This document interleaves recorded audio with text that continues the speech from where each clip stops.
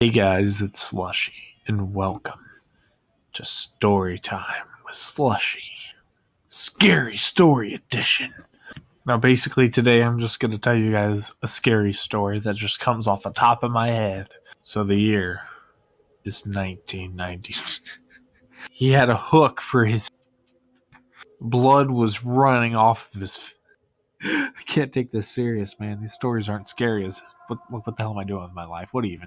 Anyway, in all seriousness, the year is 1992, Westville, Kentucky. There's this young boy named Timothy Rollins. Every day after school, elementary school, he would go to his playground, to hang around with the other kids. But one day he went there and it was completely empty. He was the only kid there. But as he approached the swings, one of them started swinging back and forth and back and forth and back and forth and back and forth and back and forth until finally Timothy grabbed it to stop it. And then he heard a soft whisper in his ear, almost like the wind whispering into his ear. But it was the voice of a young girl. But this girl didn't say normal, nice things. She said creepy, terrifying, horrifying, bad things. Timothy looked around, hoping to see who it is. Maybe it was another girl that was at the playground. But as he searched the playground, he found out and realized he was still alone. As he looked around, he let go of the swing, but when he turned back, sitting on the swing was a little girl in a white dress. Her eyes were gouged out. Her teeth were razor sharp. Her stomach was ripped open like a wild animal had mauled it. You could see the bones inside of her chest, blood covering the white dress. But strangely enough, the little girl didn't look scared, frightened, or angry. She had a rather happy expression on her face. Timothy slowly approached her, weary to not move too quick in case she decided to do something strange. But after several long, short steps, he was standing right next to her. He could practically reach out and touch her. Then the little girl put out her hand for him to hold. The boy's hand shook. He was afraid to put it inside of hers. Then, reluctantly, he reached it forward and placed it in her hand. The little girl stood off the swing, and she led him to a dark place at the playground. A place that no other person other than kids can see. A place that doesn't really, technically exist. They crawled into the little spot that was almost built exactly for their size. It was complete darkness.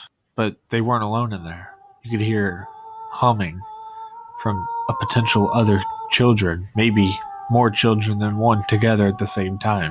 This girl still held his hand tight this time, and there seemed to be something digging into his hands. Blood began pouring down his hands. Suddenly a candle flickered on, and he could see that he was surrounded by tons, maybe hundreds of small children that all looked exactly the same. The eyes gouged out, their teeth razor sharp, and they had claws for hands. But right in between all of it was this gigantic beast with bright red eyes, almost glowing out at Timothy. Timothy tried to back up, but the monsters around him wasn't going to let him go. They slowly nudged him forward towards the thing. Timothy shook to try to free himself from their grip. Then, by the time all his fighting back had not paid off, he now rested on the ground right in front of the thing. The beast, the monster. His body shook violently as if something was taking him over. Then his eyes opened, and he realized he was still in his bed. His mom was shaking him, yelling at him to get ready for school. Hell of a twist, right? You guys were probably all like, oh, the monster's about to rip him to shreds. That comes in the alternate ending. You want to hear the alternate ending? Long story short, the monster kneels down on the ground and swallows them all. The end. JK, that's the real story. He really does wake up and realize, oh, it's a dream. But then, here's another twist to it. So after Timothy obviously gets waken up, he goes to school. Later that day, after he goes to school, he comes home, passes the playground. There on the swing is the same little girl. But her eyes aren't gouged out. It's just a regular little girl. He approaches the little girl. She violently starts swinging, almost unnaturally. Then as he approached her and placed his hand on the swing to stop it, she disappeared. Timothy was too afraid to turn around, but he could hear a soft humming right behind her. He knew it was the little girl. His dream had become reality. It was like deja vu. He turned around And there she was, the terrifying little girl from his dream, from his nightmare. She opened her mouth wide, twisting outward unnaturally, unlike any other humans can do. Then her chest popped open. There were razor-sharp teeth inside of it. She charged at him. He was frozen in place, too afraid to move. Within mere seconds, she had the boy completely inside of her body. He banged on her from the inside, trying to free himself. It was no use. This little girl had been repurposed as an evil monster that there is no escape from. The end. Okay, creepy girl, you can stop singing now. Anyway, guys, this is my short, scary story. I hope you enjoyed it. People really wanted me to bring back Storytime with Slushie Scary Story Edition. I really like doing it. I think it's a whole lot of fun being able to tell these scary stories because I'm a huge fan of horror. Being able to tell a little bit of horror stories mixed with comedy is really, really fun and interesting. So I hope you guys like it. I hope you enjoy it. And I hope you go watch the other episodes when they come out.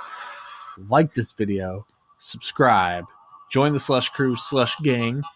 Subscribe to Little Nicky, K Let's Play, Ivy, the movie, Zachary, Crackery, DSM Attacker, Drawkill, Bonnie Girl. Go subscribe to Logan Paul as well. But also, once again, I cannot thank you enough. Thank you so much for subscribing and watching and continuing to like my videos and watch them. I appreciate everything you guys do for me beyond belief. But I will see you in the next video.